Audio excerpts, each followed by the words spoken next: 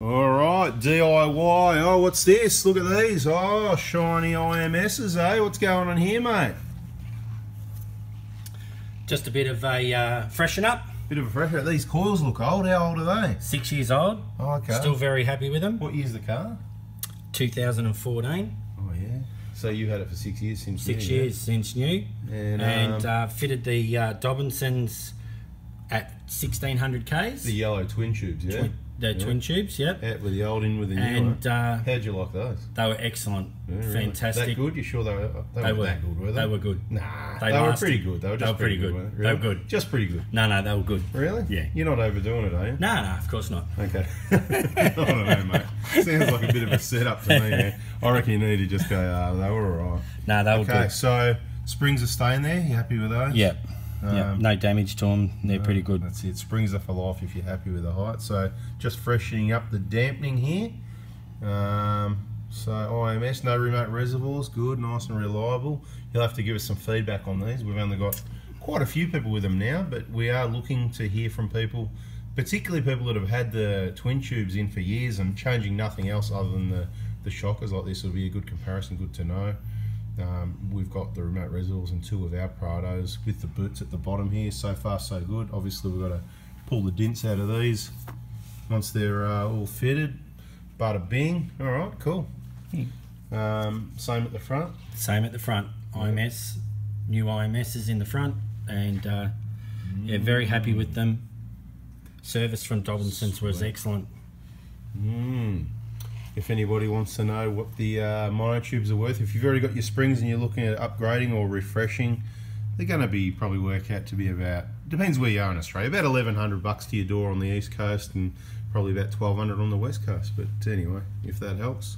But it's one of those bada bing, bada boom. So I'll give you a bit more information on this job as it happens. But to remove these rear shockers, pretty straightforward. He's just got the wheel off and got the rear diff supported so that it doesn't drop down when he's removing them. You just take the top nut off up here, and the washer, you got to get all your washers and rubbers in the right order. The 2 thick washers, one goes at the bottom, one goes at the top. One's got a small hole, one's got a big hole. The big hole can only go at the bottom. Then you've got your black rubber and your thin washer, and it's got a little, what do you call it, like a little lip, isn't it, that goes through the hole in the chassis.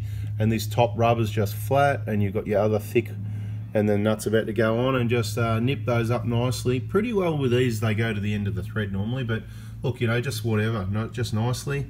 And you've got the bolt at the bottom here that, excuse me, bit cool. 17mm at the bottom bolt there, and make sure you don't forget to tighten them up. Bada bing. Just because you've seen this doesn't mean you're qualified and you can do this yourself, you know. So yeah, bit of information for you, hopefully that helps. So that's what it should look like with the nut. Alright. Somebody in a comment said, how many times can someone say alright in one video? Well, every time I start the video again, I go, alright, you know. So you know what? Suck eggs if you don't like it. Anyway, alright. Anyway, that's what it should look like, guys. About that much left on the nut. Don't get your spanner cord in there. They've got this cutout. Usually there's enough room, only just. You shouldn't need to grind or cut more out, but if you can, you can if you like. You might want to paint it, put some of that rust-proofing stuff like this on there if you do that. As I said, no need to do that. I just know people that have done that.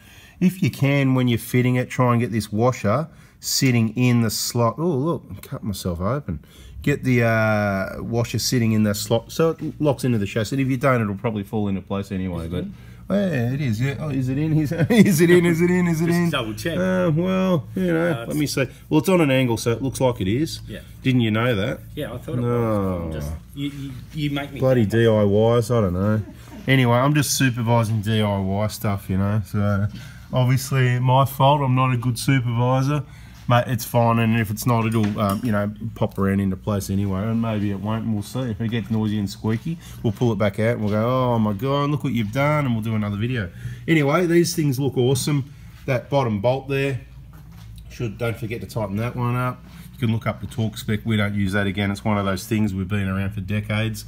The D.I.Y did the job. I've just checked over it by hand, and it's beautiful. What are you going to do now? Over the other side, eh? here, mate. What are all these bits and pieces? Is this Okay. the washers we were talking about? This is the washers we're talking about. Oh, okay. So the big one will fit all the way down, but that's upside down. Oh, you weren't happy with it laying down? Yeah, I was. That's the big one, right? Okay, and then that the one. bump Oh yeah. goes on. Okay, yeah. Oh, does that fit, mate? Are you sure that's the right size? Okay, right. Right. And then that one, that one fits. That's the bit we want to get between the chassis if we Chassis. can. Yeah, chassis. chassis. Give it a good push, mate. Twisty. Oh my god, what's going? D.I.Ys, I don't know. Stop it.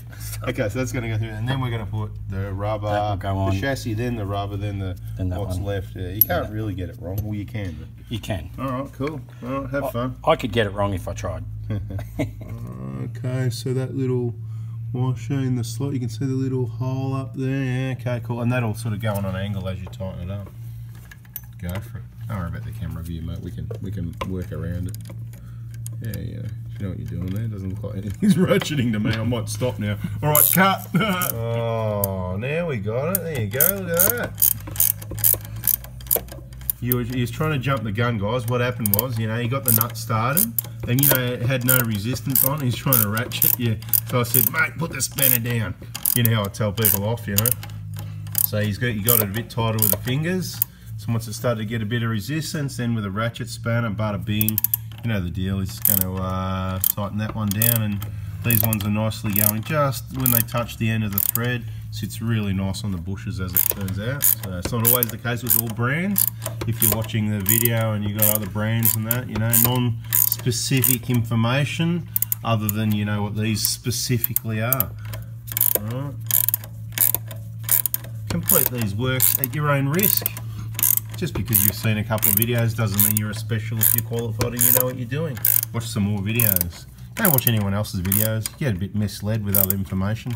That happened again. I shared some information on the VIP group about injectors and stuff, like general kind of stuff you can, you know, that's out there from certain, I'm not going to say who, doesn't matter. And it's just not all right, you know, so you just got to be careful. You know, I shared it just to go, well, you know, it was like a 90% right kind of document, one of them. Anyway, if you want to just get it right, just watch my information and save yourself the confusion. Getting a bit of RSI. Does it help if you... Oh my God, what are you doing? He doesn't work here, he's just a DIY. Yeah, concentrating on trying to concentrate. I was going to say, does it help if you hold your tongue that way? No. You sure? Yeah, so you're holding the shopper with one hand so it doesn't twist. You keep it in the position you want. You keep it tightening up and you just go nicely.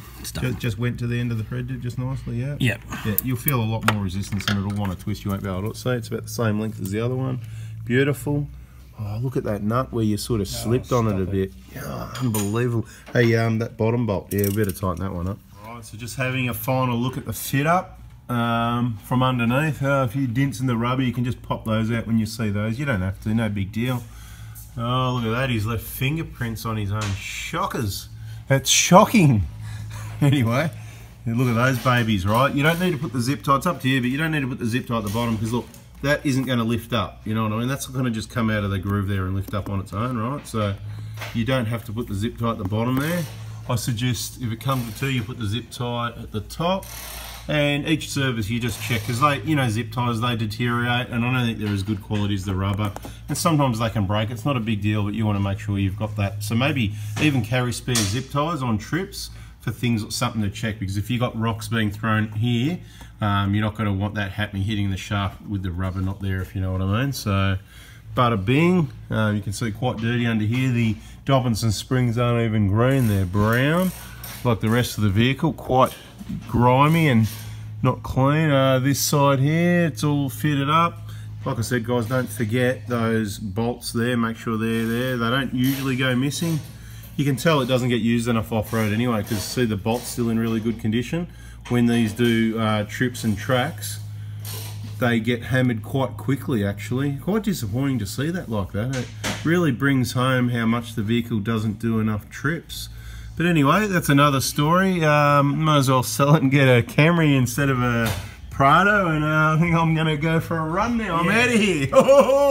shit. Don't swear. I didn't swear.